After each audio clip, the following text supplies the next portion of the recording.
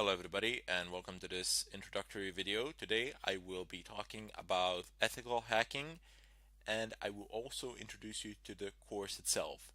So first off, you might have noticed that the term ethical hacking is composed out of two words. You have ethical and you have hacking. Now hacking, uh, the definition of hacking is quite broad. I mean, it encompasses a very wide range of activities. However, if you actually go to any of the online dictionaries pretty much, and if you type in the term hacking, generally it will say that it has something to do with computers. I cannot say that that is not true. However, that is only a small portion of the definition. Rather, instead, the act of hacking is actually having any system, and I mean any system, not just a computer system, not just a digital system. In fact, the system doesn't even need to contain any electronic parts. So, literally any system, having it do something that you intended it to do as opposed to what it was designed to do. Now, here is one short example that has been cited over and over again. Uh, you have a lock, basically. You have a door lock in your house. Everybody has one. Well, I sincerely hope that you have one. And the purpose of that lock is to prevent intruders from entering. So anybody who does not have a key cannot enter. People enter without a key anyway because they pick the lock and then they enter, and that itself could be considered an act of hacking, also an act of burglary, but that's another subject.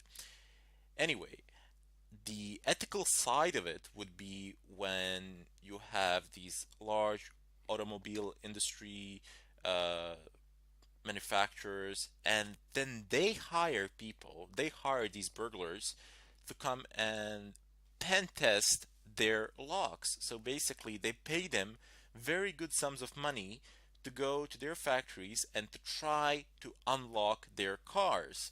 Uh, this doesn't need to apply only to locks for cars, it can also apply for your door locks. Manufacturers of pretty much all sorts of locks, they hire people to actually try and pick lock them, and then if they succeed doing it, and if they succeed, they pay them a very good sum of money. I do believe that prices for one car manufacturer, they went up to 1 million euros if you manage to break their locks.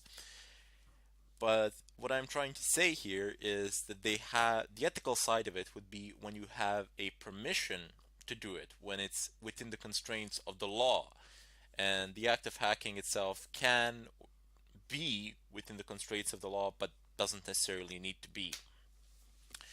Anyway, we will not be focusing on those types of locks today, or during this course. During this course, I will teach you how to penetrate networks, how to exploit systems, how to break into computers, how to compromise routers, etc.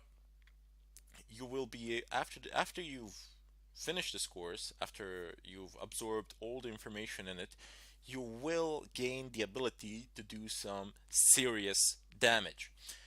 Now, because of that, I wish to give a disclaimer here. So first off, I do not encourage any sort of illegal activity. Furthermore, I strongly advise against it and I am against it. So you do not have any legit need to do anything that is against the law with the knowledge that you're going to get during this course, because you're going to get some pretty good knowledge and you can abuse it very easily.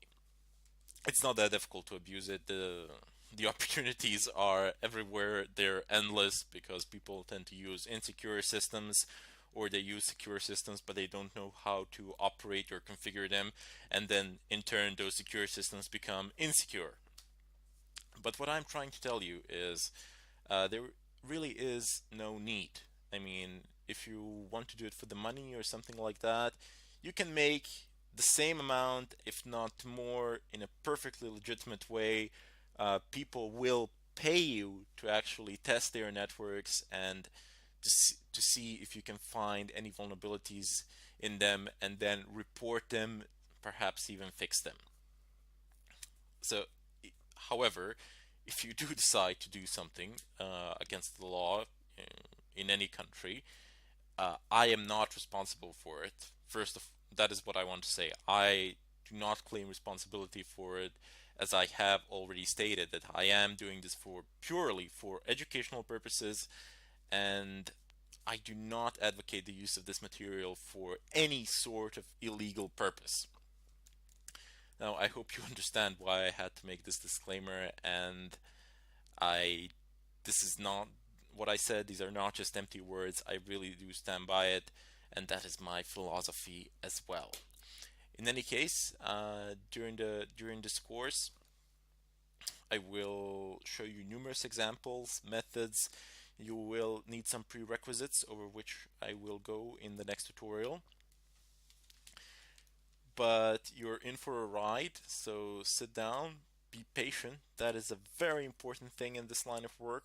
Patience, because everybody has, everybody out there, if you are looking at this tutorial now, if you've typed in the term ethical hacking, I'm guessing that you've seen guessing at some point of time in your lives, like myself, you have seen a movie that involves some sort of hacking with computers, and you see this terminal, and you just see them typing in something there, and it just basically works. It works within 5 minutes or something like that.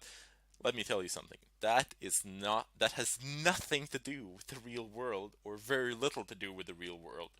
In the real world, people spend countless sleepless nights trying to do something, trying to obtain access, trying to bypass a password protected file or something of a kind on a server, trying to escalate privileges, trying to inject in a SQL injection or something of a kind.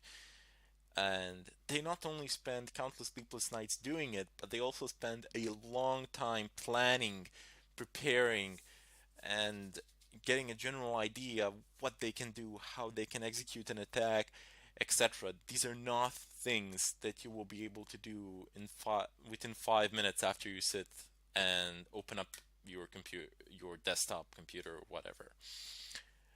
You will need time, you will need patience, but above all, you will need to be curious. Curiosity is one of the first steps here, and obviously, since you've actually chosen to listen to this tutorial, to go through it, you do possess it already. You just need to build on it a little bit more, and you'll be where you want to be. In any case, I hope to see you in the next tutorial, and I bid you farewell.